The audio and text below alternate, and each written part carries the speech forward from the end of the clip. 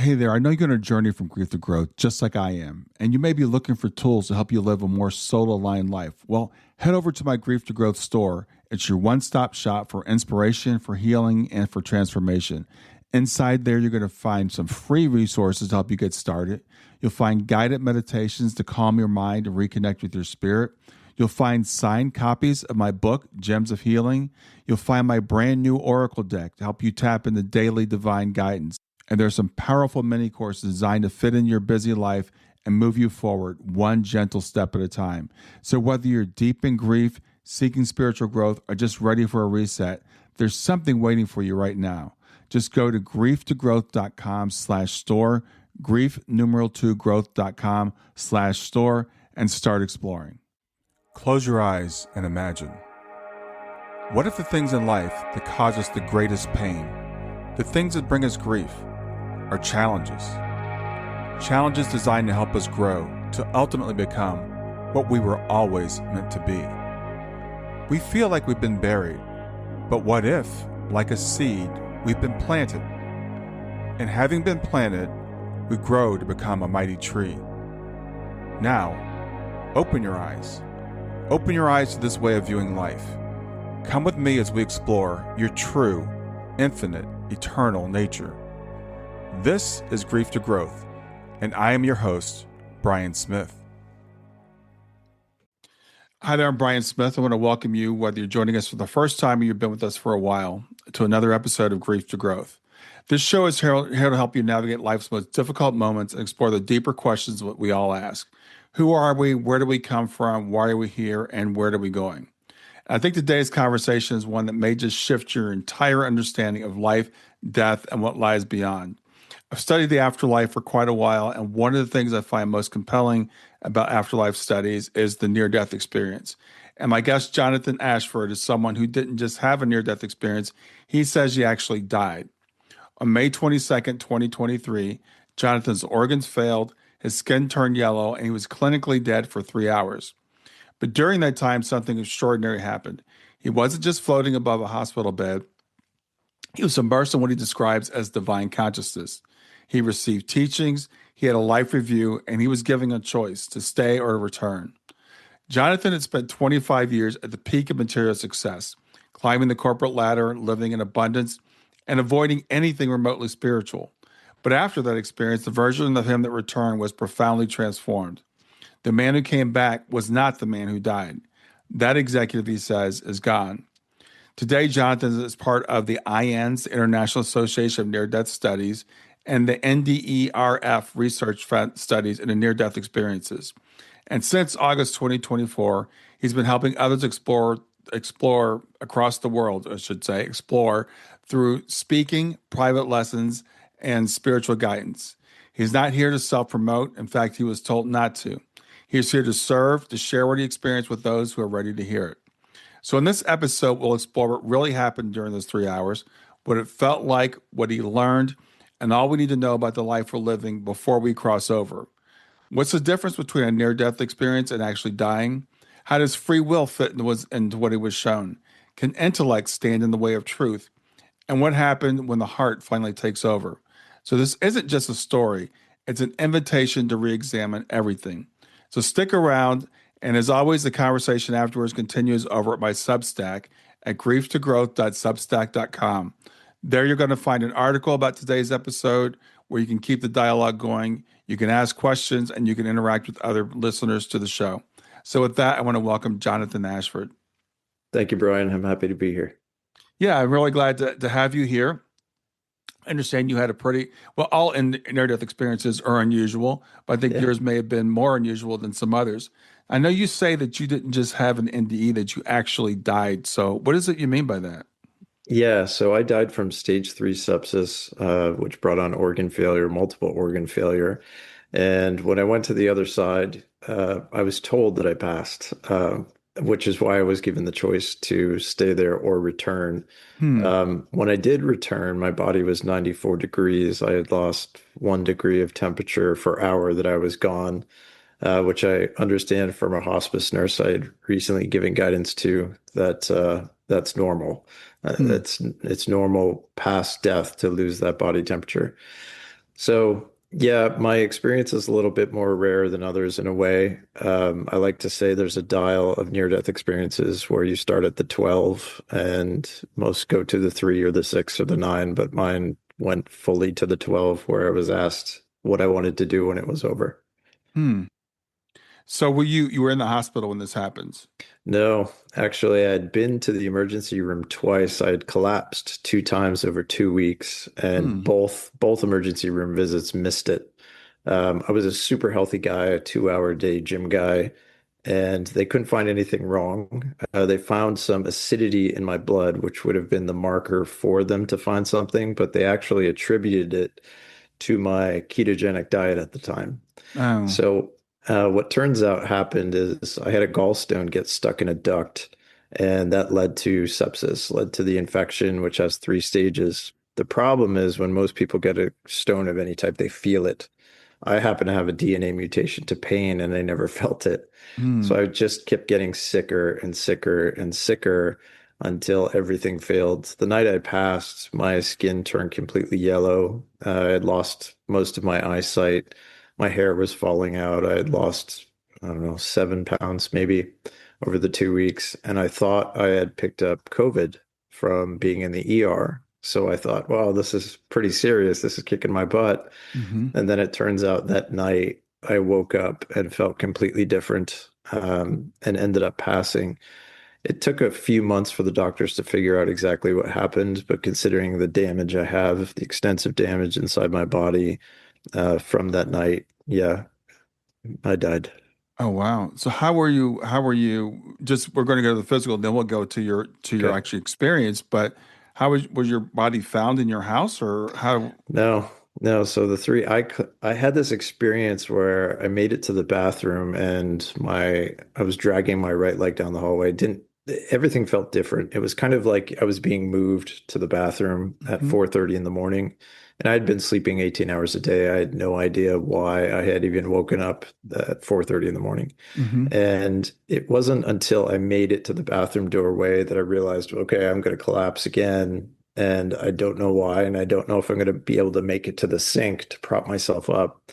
So I kind of fell into it. And when I fell into it, I noticed that my hands were completely gray and all the fluid had leaked out of them. And I thought, wow, that's strange. What a weird hallucination. And then I looked up and I saw my face in the mirror. And when I saw my face in the mirror, I like to say, there's a part of you that knows when it's about to die.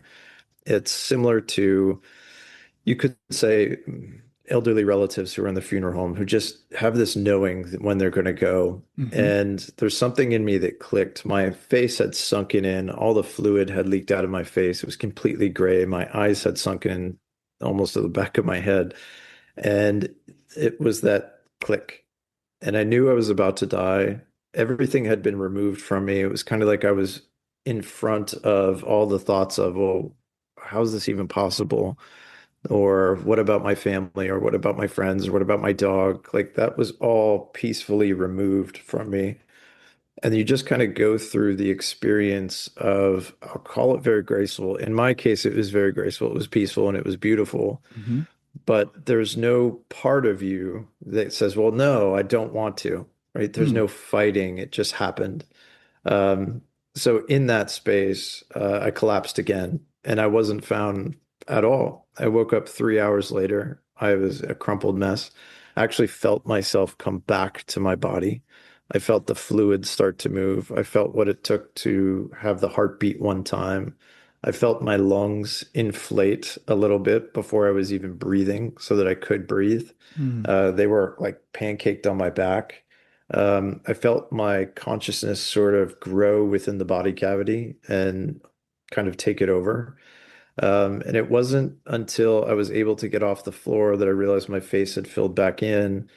And I had taken my temperature at that point, and it was 94 degrees, which is emergency hypothermia in itself. Right. And my resting temperature that week was 97.1. I kept testing it, not understanding why it wasn't fluctuating, considering how sick I was, Hmm. which is another marker of sepsis. And it wasn't until all the doctor visits over the next few months that everyone was starting to put together, wow, you're really lucky to be alive. But I had this nagging message in the back of my head from a being that I met on the other side that said I had passed. Oh, Um, then from there, within about 2 or 3 months, synchronicities started happening, psychic messages, predictions that were coming true. And Dr. Jeffrey Long's NDERF, the research study, showed up in a YouTube feed. And I thought, well, we'll see. hmm. And I clicked and I watched his interview and I thought, well, that's just a little strange. He said something that really rung my bell. It said, you don't have a life review. You don't review your life during a hallucination. You don't review your life in a coma or being passed out, but you sure do review it when you've passed. So I submitted to his research study to be investigated, and sure enough, it came back as there's a 4 rating, and I was at the 4, which is the smallest group of us who have had a very deep experience. Hmm. Um, and then there's the other aspect that I returned nothing like the person who left. 3 hours later, I was a completely different person. Um, there's no explanation for it other than that experience over that 3 hours. So there were a number of things pointing to my passing and being able to intellectualize it in a sense and say, okay, yeah, it happened. There was an interesting thing as part of the return is I for 2 weeks had been home, and at every gasp or shortness of breath I had while I was sick, I had 911 on speed dial. And I thought, okay, I kept the doors unlocked in case the ambulance needed to come and get me because they had no idea what was going on with me. And I just kept getting more and more sick. And on my return, when I stood up and my leg was working and my face had filled back in and I had some color, there was no part of me that said, oh, you just collapsed. You should call 911 again. It was kind of like I had one leg in this world and one leg on the other side. Hmm. And I know that to be part of the experience, to not have the trepidation, to not have the panic of something physically bad just happened. You should probably look into it. In fact, I just went about my day. I went to find my dog, and when he saw me, he looked right through me. Like he didn't recognize me, but he did. So I thought that was odd. And Hmm. then the dominoes just kept falling to add up that, yeah, it was a full experience. Wow. So let's talk about your experience on the other side. You said you found yourself in the presence of divine consciousness, I believe is the way you put it. Yeah. I started my experience. I didn't have any spiritual beliefs. I used to make the joke. I was not a great guy. And I used to make the joke that, well, if God existed, I'll just meet him when I'm dead. I mean, like, don't, don't bother me. Um, but I also had that fear. I wouldn't go to weddings in churches or funerals in churches for fear of being struck by lightning, considering the kind of lifestyle I lived. So I was welcomed into a light-filled landscape that looked something like the Scottish Highlands. It was just these rolling hills and this grass that was all the same length, no trees. And it was moving like it was under water. It was just waving, and there was all this light emitting from everywhere, and it was beautiful. It was incredible. Mm. And from what I understand in the studies, we're all welcomed by a view or an experience of something that does welcome us the most. If I had seen a church upon my passing, I would have been, I would have been like, I'm in I'm in trouble. trouble. Yeah. So for me, it was nature. I always had, no matter who I was in my material existence, I always had an affinity for nature, and that's what it kind of dropped me into.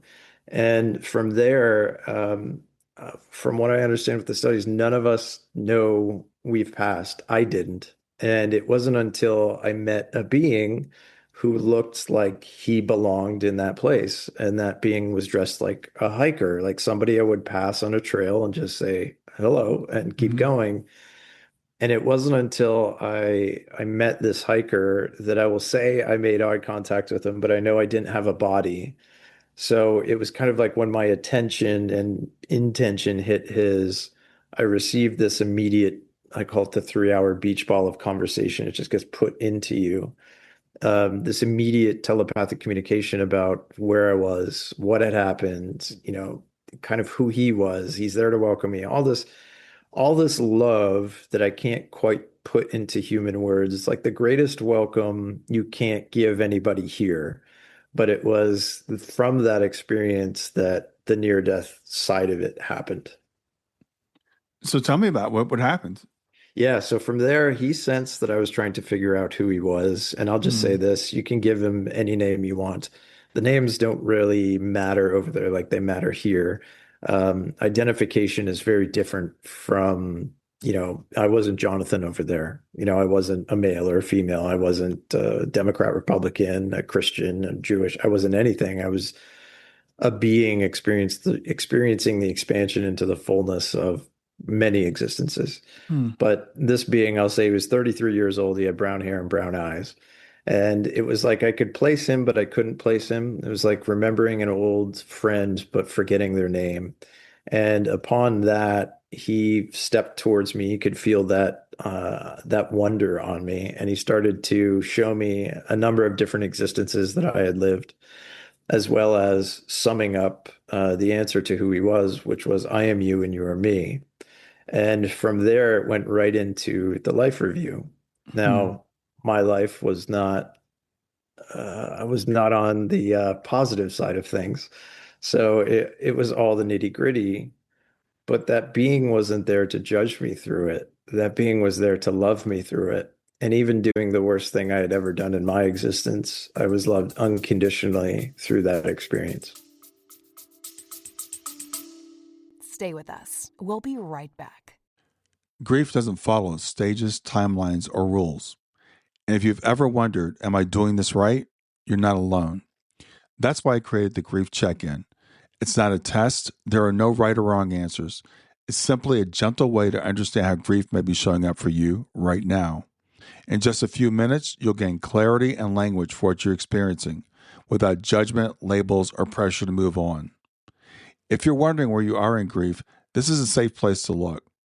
Go to grieftogrowth.com/check-in. That's grief, numeral 2, growth.com/check-in.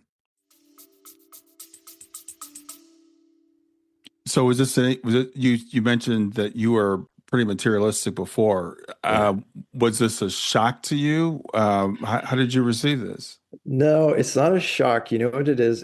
I like to say that the intellect does die, right? The part of you that has the desire to act a certain way here does die, and Hmm. you're free of that filter piece. At least in my experience, I was free of that filter piece, Mm-hmm. which allowed me to experience my life review from more of a, for example, if you did something, you would give it the excuse, well, I had a bad day that day, right? Or I didn't sleep enough and I was grumpy. Mm-hmm. Like that intellectual part of you doesn't make the trip.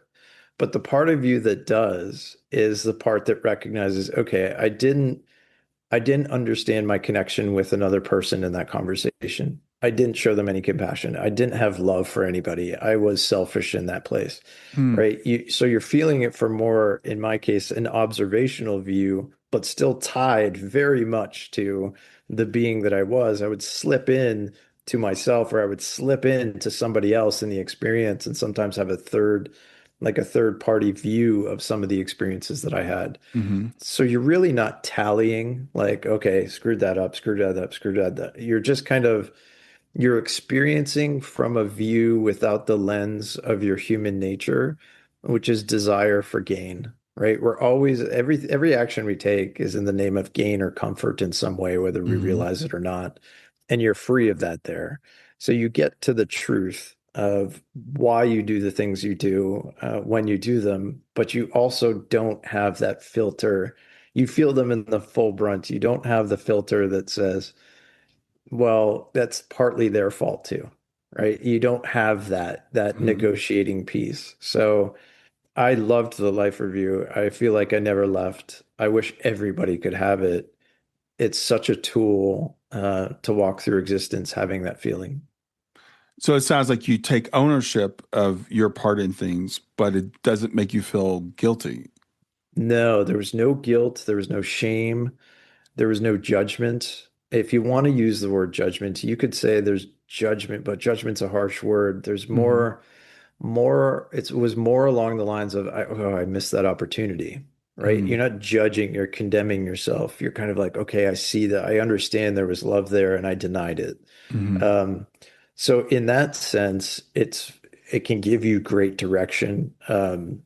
It was just amazing. I could talk talk about it for the next 3 hours. Yeah, well, go ahead. Talk about Yeah. So one of the really interesting parts is coming out of the life review is understanding how connected we all are. it. It was like when I was slipping into another being experiencing what I was saying to them, it was feeling what they felt. It was feeling what I was, what venom I may have been pointing in their direction, but also having the understanding of if we felt our true connection to each other, we would not, if we just acknowledge it, we probably wouldn't put ourselves in the position to even have an argument in the first place or say something crude in the first place. Mm-hmm. So the life review showed me how we are literally connected to all things everywhere all at once, even things that we think aren't alive. There were scenarios where I would have an argument with somebody and I was the third person view, but I was also the pavement. I was also the paint of the parking lines. I was also the brick building we were next to, the car. I was the sky. I was the sun. And you just feel a wincing. You feel the aliveness of all things around us, and you feel its witness of our Hmm. existence. And it kind of just winces a little bit. And when you understand that everything here is a part of your existence, there's no such thing as anything not being a part of your existence, Mm-hmm. you kind of lend yourself to open up a little bit more to, all right, it's not just about me and another person. It's about the future. It's about the past. It's about how this resonates through all existence for all time. Can we just be a little bit more conscious that when we pass, this won't mean what it means right now to us in a human state. It'll mean something more for all in another state. So it's something that gives pause to existence. It just grabs you for a second before you engage in something and say, okay, what's this about and why? Why is the human part of me trying to win? Why is the human part of me trying to gain when it's a false gain rather than from the heart, which is the true gain? Hmm. Wow. So, you said you were dead out for three Mm, hours. What was the time? That's clock time here. What was the time yeah. frame for you like on the other side? Oh, very, very long, very long. I can't quite relate it to time so much. I didn't feel time when I left. I didn't feel time in the life review. The life review seemed instant, Mm-hmm. literally like a snap of a finger, as well as drawn out for like every second of existence. So it was like this paradox of two experiences in one. Mm-hmm. After the life review, I was given the choice to return or stay. But feeling that connection to all people, all things everywhere, it's kind of like you now understand how to facilitate love properly. Do you want to ignore that and stay here? Or do you want to go back and help do that? When I said I would go back, I had a second half of my near-death experience, which is a little bit rare. And that's where I was giving all these revelations and teachings about time and consciousness and truth and perception and how we work through reality and how it affects all things everywhere. And Mm-hmm. those teachings, I'll call them teachings, seemed to go on forever, far more than 3 hours. They only stopped at a point where I call it, I received the embrace of God. If you want to use the word God, the word God is too small. It's far too small, but a light appeared and it just started to grow, a different kind of light that just consumed everything. And Mm-hmm. then when I was fully integrated in that light, I was kind of dropped like a raindrop off of an edge of a tree branch down into my body. Um, but it was far more than 3 hours. I don't know if I was there 3 million years, 3 years, far more than the time I was gone. Yeah, so time dilates on that side is what I understand. Yeah. Yeah, it's like it doesn't exist. It's one of the things that's changed for me on return. Time has never been the same for me since coming back, and I don't know if it's because I experienced its flux in a state on the other side, but Mm-hmm. it doesn't register as time. It seems like everything is immediate and everything is really drawn out. So it's hard to say what time is. I like to call time nothing more than a slow motion view of what existence really is. Mm. Existence was shown to me as sparks. So as soon as it gets hot and red, it dissipates. So it literally is immediate. An entire existence is one snap of the fingers. It's immediate, but time is the slow motion view that allows us to experience it. So Okay. without time, we wouldn't have the ability to build awareness of how we're living our lives, or what love feels like, or all the beauty and the richness of existence. So time does serve a purpose here, but not so much there. Yeah. So you said you received some teachings. Now Mm. I've talked to a lot of people that have had near death experiences and say I got the teachings, but I wasn't really able to bring them back. Were you able to bring them back with you? Yeah, there are a couple rare things about my experience. The first one is I could remember it when I got back. Hmm. For most of the studies, it takes years before, I think the average is 7 years. And then they kind of like, well, something happened. In my case, I remembered it right away, immediately.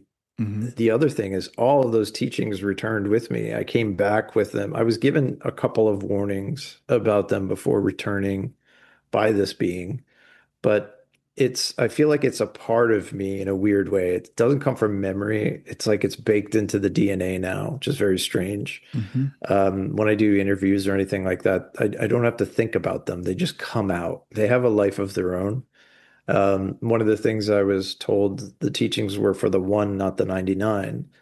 And I didn't understand really fully what that meant until I started giving audience talks and guidance where people would say, "Oh, this is really interesting. It's really unique. There's something I picked up on that. There was that one thing you said." And I get emails, there was the one thing, the one thing, the one thing. And I Hmm. realized after a bit, they were hearing something I wasn't saying. So they were taking information in. It was unique to them. It was catered to them. It would resonate with them. They would feel something, a shift inside, and they would move through life differently. Hmm. So I figured out it was for the one because it is alive in its sense, and everybody who hears it, it's customized to them. It wasn't for the 99. Like it's not, okay, everybody, this is truth, Hmm. right? It's going to be customized to the way you understand truth. So it does have a life of its own. It comes out in different ways. I record my talks just so I can go back and understand what came through oftentimes. Hmm. But yeah, I just know that the reason I didn't forget it, or the reason it's baked into me, is because I was told on the other side I'm supposed to share it. And that's all I'm doing. I come back and I talk and I say yes to everything and I try to provide guidance. I don't charge anybody anything. I live off donations and I'm just here to give you that information if you seek it. Hmm.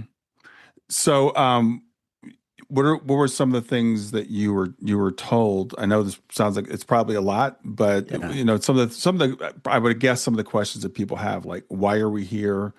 Is there anything that loves us or cares about us? Those types of things. Yeah, I mean, having met it and having been integrated with it, there's beyond doubt that there's a benevolent force in and around you all day, every day. I like to say we're the children walking through existence, holding the hand of a parent, but we always forget we're holding that hand until we stop and they go, "Oh, you're still here." Hmm.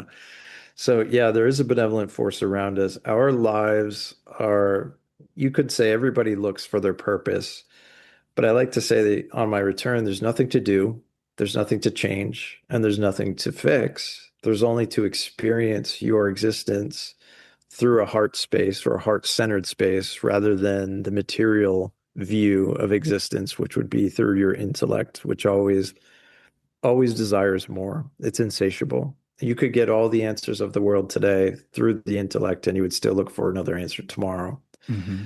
So it's also understanding that because we're so connected, our lives really aren't ours in a sense.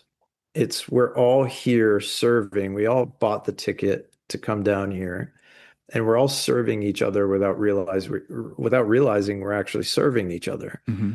Our existences can only be rich or fulfilled through what we experience with others, whether that's at work or school or your neighbors or your friends. So we rely on each other to provide this golden experience. However, we're constantly trying to separate ourselves into something unique and different so that we can focus on our experience. Yeah. There's nothing wrong with that. Everybody does it. It's just on occasion when we do encounter others who are maybe hurting or suffering or angry with us, is to remember that they're just experiencing what they need to experience through us, as I am through them. So purpose is kind of like it's not an individual achievement here, it's a collective movement. And the more you sit in that space, the more that benevolent force around us kind of says, okay, you don't need the heat anymore. You don't need, to be pushed in a certain direction. Your free will has now aligned with what real purpose is, Hmm. which is just to be aware of our existence and how it affects others. Yeah. So you mentioned when you got the I think you said you felt this great love. A Hmm. lot of times people they'll say, "Well, I don't want to come back." Yeah. So you made the conscious decision to come back. What was why? Why did you decide to come back? It was coming out of the life review, realizing what our connection was to all. It was kind, and I don't know if everybody gets to experience that, but in my case, it was so deep. It was understanding my connection to eternity in a way, Hmm. to all humans. There was something in my life review I was shown, being a busy executive, I was the kind of guy who was just not empathetic or sympathetic to anybody ever. I just didn't care about people. And there was a circumstance where I had somebody in an office that I was managing who was just looking for a little bit of time and reassurance to know that this gentleman was not going to get fired. And instead of giving him that time, he would show up in front of my office door every morning before I was at work just to say good morning and to let me know that he was here on time and he was going to do the work. And instead of giving him the time, I ignored him and I shunned him. And it was like, I don't have time for you and I don't have time for the weakness that you're showing me right now. Hmm. Well, when I experienced that on the other side, it was more than eye-opening. I would say it's soul-changing to understand every time he walked away from my office and went back to his, I was shown how his mood changed, how depression set in, how other coworkers would try to cheer him up and fail, how he ended up drinking heavily even more than he had already been drinking, how it affected his son's birth, his marriage, how it was passed to his son in the behaviors that he had. I was shown the ripple of basically a stone dropping in a pond and how Hmm. everything ripples out. So leaving that life, I guess the life review in the situation where I just felt a oneness and a love for everybody just immediately. It was Hmm. kind of like, well, of course I'll go back and help. I Hmm. mean, existence was only shown to me as that it's over. So from that perspective, it wasn't like, well, I'm going to come back for another 50 years. It's kind of like, I'll be back in a second. Yeah. So yeah, of course I'll go help. So in my case, I like to say it's a divine joke. There was, well, do you want to stay here with me or do you want to go back? And I'm like, well, I already feel my depth of connection with everything. Of course I'm going to go back and help. Why would I stay? I'm going to be Hmm. back in a second. So yeah, that's why I chose to come back. Wow. So were you able to bring that continued sense of connection back, or do you feel Yeah. isolated like the rest of us do sometimes? Yeah, no, it's very strange. Like, for example, I hated my neighbors. Just didn't like my neighbors. And within 3 hours, I'm back, and I remember taking my first shower and just laughing. I'm like, I can't believe it. I love my neighbors. I don't know why, but I love my neighbors. Hmm. And it's strange. I just have this different view of existence now, and I love everybody. I literally across the world, I don't care what anybody has done. And I just carry that all the time. And people say, well, that must get tiring, because there are all kinds of people. And I said, no, it's actually freeing. I don't have Hmm. to judge anybody or where they are or what they're doing. I love everybody. So I live in this gifted space. Like for me, it's like, yes, my existence is completely different. I won't be buying boats or cars. Like I won't have that part of me that didn't return. But I have this essence within me now that I just get to share with people. And it's the Hmm. most amazing thing. It's so much greater than what I would call a rich human existence. Yeah. So did you quit your job when you came back? Yeah, I was a C-level executive, a six-figure guy, and I just literally the day that I came back, within an hour, I just knew I could never be in a position to trade something for money. There was never going to be a transaction. I managed large groups of people Hmm. as an executive, and you're always trying to move the pieces on the board for the business's gain, Sure. not their gain. So there's a manipulation problem in that space where you're just constantly trying to wring blood out of a stone, and nobody's getting raises for it. They're just feeling fear of losing their job, so they do it. And I realized I could never, ever do that again. I could never be in a position where I tried to manipulate somebody for my gain. It just that it ended that day. I never went back to work. I sold everything, sold, literally gave away. I live like a monk. Everything's gone. I live off donations. I've lived off donations for the last 3 years, and I make enough to eat.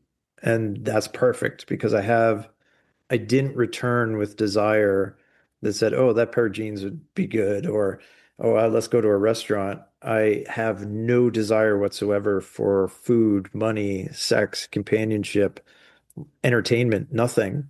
So for Mm, me, having just enough to eat is perfect. It's a perfect existence for me. And that's why I give this information away. There will never be, pay for my course kind of thing. That's just not the spot that I'm in. hmm But and I don't know how long I'm here for. I don't imagine it's for another 50 years. So I'm just here to share the information to help as many people as I can shift their perspective, and in doing so, that relieves suffering. Yeah. Now, and I know you were told not to self-promote. So, Yeah, I was given a very clear message: receive only what you are given, take nothing for yourself. And when people hear that, they hear it different ways. I know that receive only what you are given is basically saying you will be taken care of. Don't worry about it. Like you hmm don't, I've received that message a number of times. Do not worry about money. hmm Okay. So I go and I buy groceries and I always know there's money in there. I don't check it. I just trust it. The second half of that is take nothing for yourself. That was more for me in a sense, because if I'm taking something for myself, if I'm desiring something or I'm going after it, I'm saying that there's a yourself that I'm doing it for, the fabricated self. I returned without that fabricated self. There's nothing to take for. There's nothing to do for. There's nothing to reach for or entertain. I don't have the desires that are based on the fabricated self. Whereas before, as an executive, I have all the things I want to go and take, right? I want the hmm good champagne, the good food, I want the good golf course, all the stuff. Right. So that message was very clear to me, and that's why I don't charge people. The second I start trying to put myself in a position where I'm rebuilding a fabricated version of who I am, then I'm taking things for that fabricated version. I'm no longer in the space of giving. Yeah. So that's the message for you. Is this something that we should all take in? Wish we not have money? Is that a bad thing or? No, no, and I have a lot of wealthy people ask me those questions. I have two houses or a few boats, an airplane, and I tell everybody everything in your existence is there for a reason. Hmm. It's more about the shift of perception, right? If you're a multimillionaire and you have all the things, you could say the part of you that got you all the things was this constant reach out of in the name of desire. I want that. I need to have that. Right. And then the shift in perspective is, well, I have things. How do I share the things? How do Mm-hmm. I have gratitude for the things? Like, Mm-hmm. I was the kind of guy that bought a boat. Then I realized one boat was enough. So I bought another boat. Then I have two boats. And then you look at both boats and you're like, neither one is big enough. So you keep shopping. You just keep looking for something Yeah. more. Yeah. And it's when you catch yourself in the space that you realize, well, I can have gratitude for where I am today, right now, in this moment. I don't need Mm-hmm. a new boat today. I could have gratitude for the stuff that I have. So it's not whether you release everything or sell everything. It's more about shifting to that heart-based perspective, which is there's that benevolent being around us all the time. I have the boats because I'm supposed to have the boats. Can I enjoy the boats from a place of gratitude in the heart versus Mm-hmm. need more stuff? Yeah. So you mentioned this earlier, because most people have an NDE, it takes them quite a while to integrate the experience.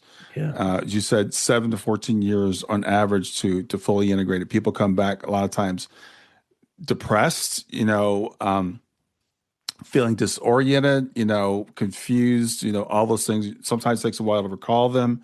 So where would you say you are? Because you're like as far as NDE person, you're like a baby NDE person at this point. I know it's wild. I sat on a bunch of the experiencer calls with Ions, just to see. I was curious where am I as far as the experiencers go, and I was so rare to sit on those calls, sometimes 30, 50 other near-death experiencers, Hmm. and not have the problem talking about it, not have the problem sharing any part of it. Like there were people in there that have had experiences for 30 years and have never even shared it with their significant other. Exactly. Yeah, and it was just so strange for me, other than what I was told on the other side. Like, you're going to be sharing information. You're not going to be able to be you anymore. And it's kind of like I understand it in a way that there was a sacrifice. I was not returning to life. Like, this isn't a second chance for the executive. I am here strictly as a piece of paper with a bunch of notes written on it. I don't get to fly to Italy to eat the pasta or drink the wine. There's no part of me that would ever imagine doing it. Hmm. So I'm strictly in this space of being a mouthpiece for whatever it wants to say. I came back with all the clairs. I came back with psychic abilities that just keep growing stronger. I've done medium work, all this stuff that if the executive had heard of it, he would have laughed, right? Laughed in your face at the thought. Hmm. So I'm here for a specific reason. There have been people that I've spoken to that have had incredible shifts in their understanding or in their lives, spiritual shifts. And I think I'm just here for that. I'm not here for everybody. I'm not somebody who's walking around the planet saying, okay, I need to get in front of more people. Hmm. I don't promote myself. Hmm. But there seems to be this magical thing where people are placed in front of me when they need to be placed in front of me. So I just consider myself, I'm a tool in the garden that gets picked up every once in a while. Hmm. And when I'm not, people ask what I'm doing. I'm sitting on a park bench feeding birds kind of thing. I don't do anything. I don't entertain myself in any way other than existing. Hmm. So yeah, it's very different. And I don't know why it's so different other than the information I was given. Now, I would guess by now you probably heard the term walk-in if you've been Yeah. around IONS people. Yeah. Would you consider yourself a walk-in? Yes and no. I consider myself more of a walkout. Hmm. Um, and so the way I've read about walk-ins is one soul decides to check out and another soul says, I'll come back.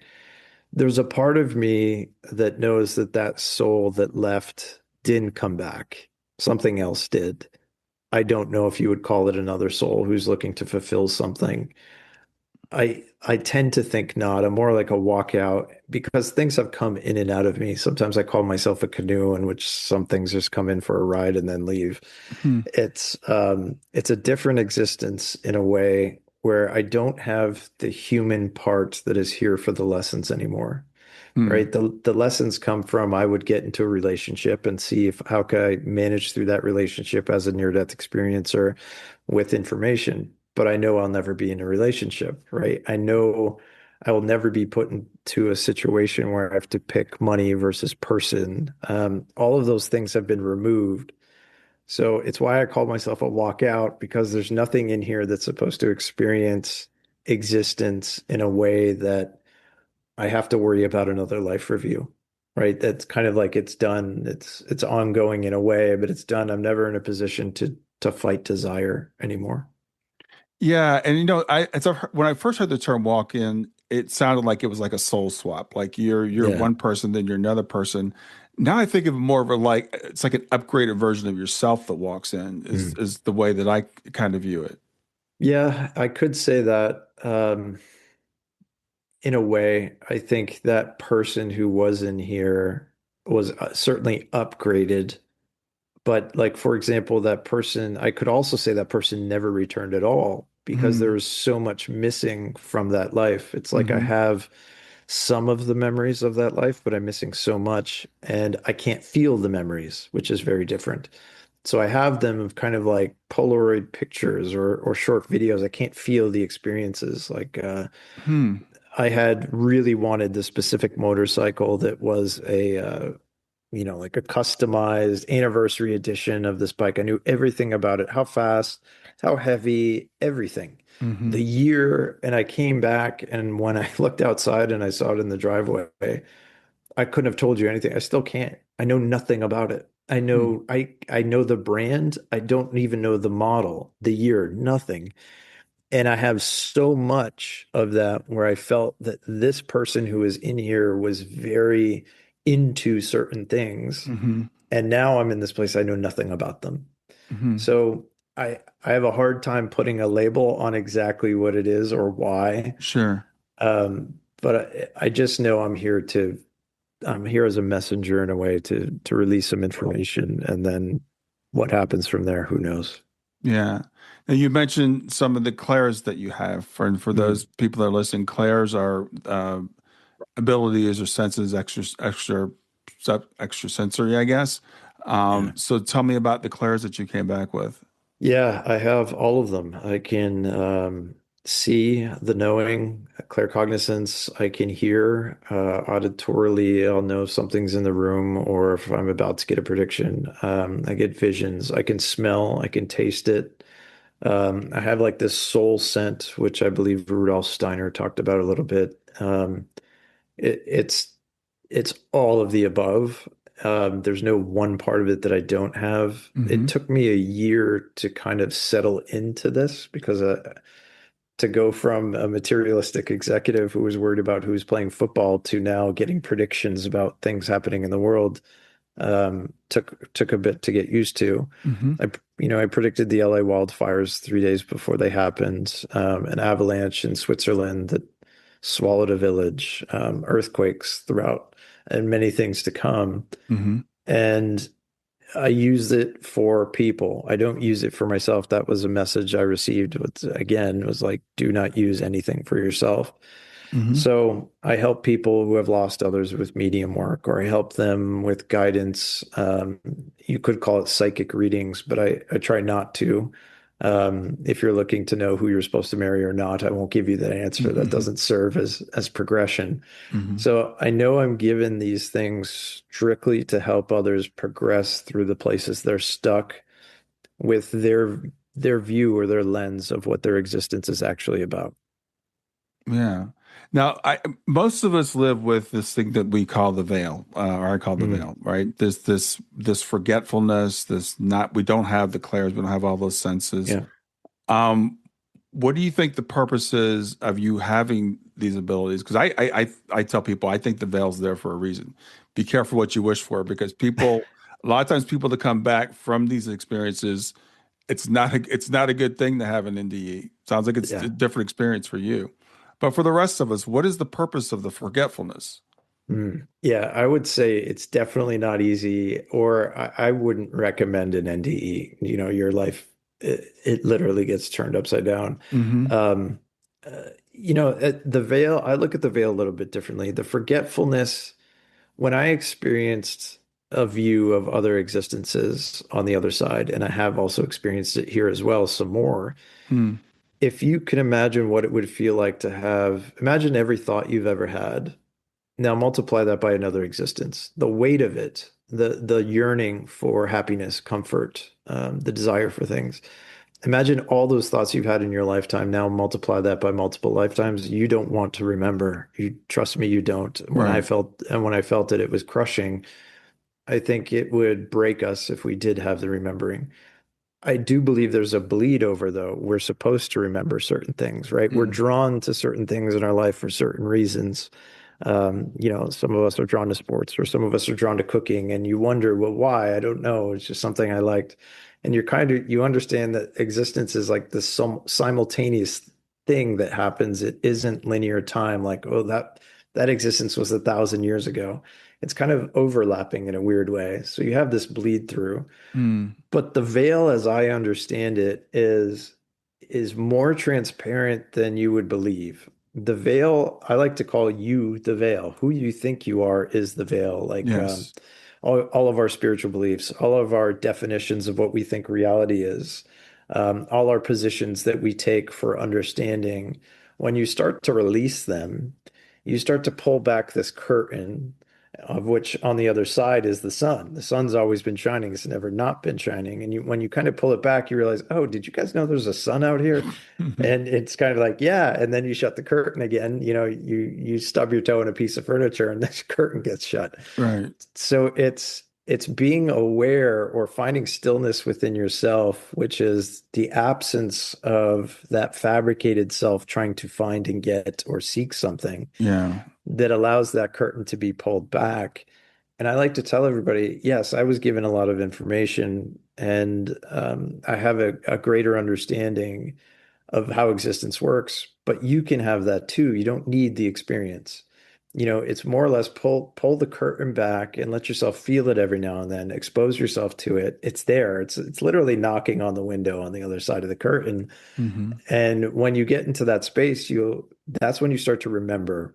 A lot of people say we're here to learn, and I'll adjust that word a little bit. So yes, there are some things you are here to learn, but for the most part, you're here to remember. You're here to remember you're a loving being. You're here to remember your connection to all things. You're here to remember that there's a benevolent force around us all the time. And Hmm. when you start remembering in that space, stuff is given to you. You just receive, you're in a state of reception versus I need information to give me an answer. That's pushing it all away, right? Somebody's trying to hand you something. You're like, no, thanks. Let me go get it. So it's really recognizing where you are in your existence. Have a Hmm. have a meditative practice that'll help you. Have a gratitude practice when you wake up that'll help you, or just take a walk in nature every once in a while and just be grateful. It's in those spaces that you're allowed to remember more. Yeah. So, Jonathan, I'm curious about relationships Mm, because, again, a lot of times people that have had a near-death experience struggle with relationships. yeah, They might come back and their spouse says, "I don't even know who you are." yeah. What's it been like for you with family, friends, etc.? Yeah, friends across the board, I would say I lost 99.9% of them. I Mm. mean, I was not a spiritual person. I would have laughed in your face if you were spiritual. So I hung out with those people. And Sure. here I come back as fully spiritual, and they're like, no, no, no, you're changed. So all the friends disappeared. Family's good. Family, it's hard, right? It's like my mother and brother, I think, have a harder time with it. My father's on his way out of existence, so he's very open to it. But it's how do you rationalize someone who you knew so well, who then wakes up and is not that person anymore? Yeah. It's like you look the same, you sound the same, but you're not the same. And I think that's across the board. I was a single guy when I passed, happy to date anybody kind of guy. And now I'm sitting in this place where I don't feel the need for any type of relationship. I don't seek friends. I love everybody. I don't have a definition of what a friend is. I'll do Hmm. anything for anyone if I can. I don't have a definition anymore for what's family and what's not. It's after experiencing and understanding that connection, we're more connected than we realize because those ties are far deeper than any familial tie we think we have. It's Hmm. like everybody's your mother, everybody's your brother, everybody's your sister. So I walk through life with just, I don't know you, but I already love you. What can I help you with? How Hmm. can I serve you today? Hmm. So yeah, it's part of that complete change that I came back. It's not a normal human existence. Yeah, I would imagine not. And I know when we try to change, a lot of times families like, no, no, no, this is who you are. You've Yeah, always been right. Jonathan. You've always been like this. So you Right. mentioned your mother and your brother. Did they ever say, no, I know who you are? No, I can feel things on them. They don't come out and say it, but I can feel the thoughts. I guess one of the gifts. Um, no, there was never any challenge to me about who I was because it's so different. It wasn't like I came back 3 degrees different. It Right. was like completely different. So it's just kind of like, okay, that's who he is now. Um, I have had friends though wonder, right? Friends like, is it true? Is it Yeah. real? And then you have like the 10-minute conversation with them, and instead of, giving the special handshake or like bumping elbows as just one of the bros, you're Hmm. like, Let me give you a hug." And they're like, there's just something so weird with you, something so different. Yeah. So yeah, I don't get the calls to go out for a beer anymore, any of that stuff. And I came back, I would never have one again. So it's kind of like it just slowly dissipated. No one ever challenged me from the friend pool because I know they can feel what's on me or in me or around me. Hmm. And when I walk by people in the grocery store, they can feel it, especially the ones Yeah. who knew me before. Yeah. So you mentioned you wouldn't go out for a beer anymore. You don't drink beer. Are you vegan? How else has No. the things changed? Yeah, a lot. I was a coffee snob. I had 10 different ways to make coffee in the house, and I would do pour overs and all this special stuff. And Yeah. I loved getting into making coffee, and I came back and I can't drink coffee anymore. It's just, I'm not allowed any stimulants. Coffee, sugar, alcohol. Alcohol was a part of my life, being out and socializing. Even the sports that I did were, there was always an alcoholic aspect to it. Hmm. Where you went out and no alcohol whatsoever. I was somebody who ate out almost every night. I wanted to be in the busy restaurant enjoying the great food. I haven't eaten out. I won't eat out. I seek solitude. I was the guy that wanted to be in the busiest bar in the middle of the tornado with the band going and everyone's getting loud and having fun. Hmm. And now I struggle to walk into a busy coffee shop. I just feel too much. Mm. So, yeah, life changed. My diet is different. People ask me all the time, well, are you vegan? Do you eat meat? And I said, well, what I experienced on the other side is everything is here experiencing what they're supposed to experience. Hmm. And if the cow chooses to experience as a cow to be eaten, then that was its choice because it's not really a cow. Everything here is a being. Everything here is alive. The rock you kick is just as alive as the cow. You just don't realize it. Hmm. So it's kind of like there is nothing here that we're not supposed to experience. In fact, there's no place that we can stand where we don't affect the life and death cycle of all things here. Exactly. So all we can do is experience it and have gratitude for it. We look at death as an awful thing here. We're just not good with it. And in the end, death is the release. It's freedom. It's like it's leaving prison. And if something is supposed to die the way it's supposed to die, it's not to be horribly sad over it. There will be that grief, there will be that struggle. Hmm. But if you can bring it to the end where it's love, to know that that being experienced what they experience, to be free of it, Hmm. then we can start to love the fullness of the experience rather than just segments of it. Yeah. You mentioned at the beginning that the being that you encountered at Mm. 33 years old, brown hair, Yeah. brown eyes, and looking at you and talking to you, I'm hearing a lot of Jesus in what you're saying. What are you Oh, talking about? I look nothing like the guy. I don't know, but really, and it's really interesting to me because I was raised as a Christian, and I was Mm. told there's just this special being, Jesus, who was the Son of God. And I know a lot of atheist materialists, they'll go to the other side, and they're like, I was really surprised. I met this guy named Jesus.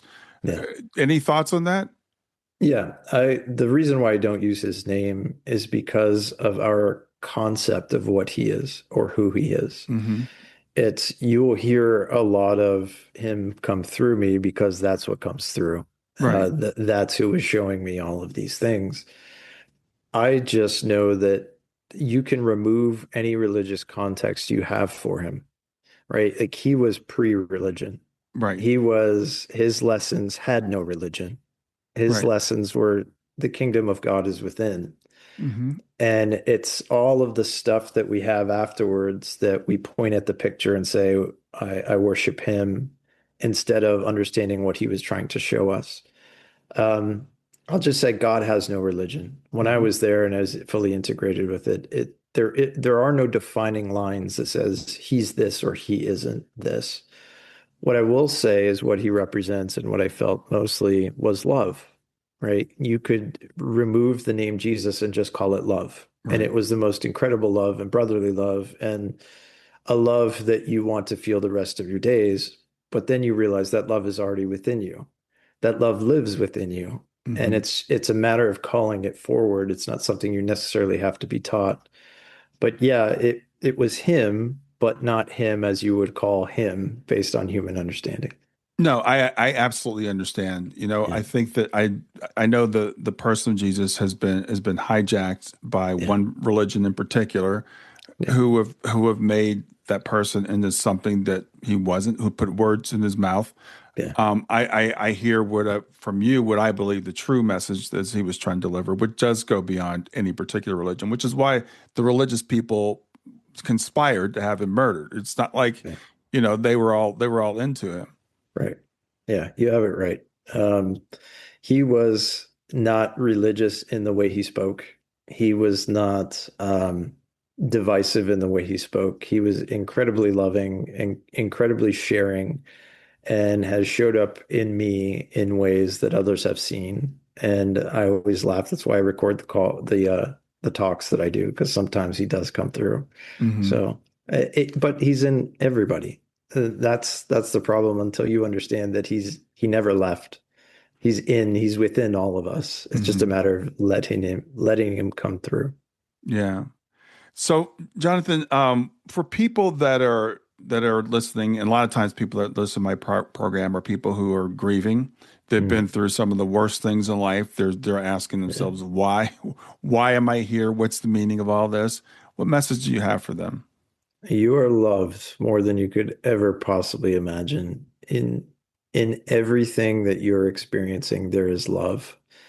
And it's hard to feel it when you're at the bottom, when you're underwater, so to speak. But Hmm. there's a hand there for you to grab. And if you just acknowledge that it's in the room with you, it'll help. It's waiting for your acknowledgement. It doesn't need your worship. It doesn't need you to light a candle for it. It just wants you to know that it's there and talk to it. You don't need to be on your knees.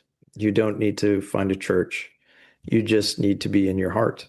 And that's what it's waiting for. Wow. Okay. Well, great. I think that is a great way to end our time together today. I know you allow people to reach out to you. You don't Yeah. sell anything, but if people do want to reach out to you, how can they do that? You can reach me up. JonathanAshford.com is my website. Okay, that's great. I'll put that in the show notes and everything. Jonathan, it's been an honor. Thanks for being here today. Thank you, Brian. Thank you so much. Have you ever wished for gentle guidance or comforting word exactly when you need it most? Well, I've created my Love Lives On Oracle deck just for that purpose. Now, this isn't a deck that's about predictions, it's about connection. Every card has been thoughtfully designed to guide you through life's toughest moments, to illuminate your path and help to remind you that you're never alone, that your loved ones are always there right beside you. So, whether you're seeking clarity, comfort, or a loving message from beyond, each card is here to speak directly to your soul. And along with the deck comes a downloadable PDF guide that you can use that will give you an affirmation for the day, something to reflect on, and even an activity to do to keep you connected to your loved one. So check out the Love Lives On Oracle deck today. You can get it at stand.store/grief to growth. Stand.store, STAN.store/grief numeral 2 growth.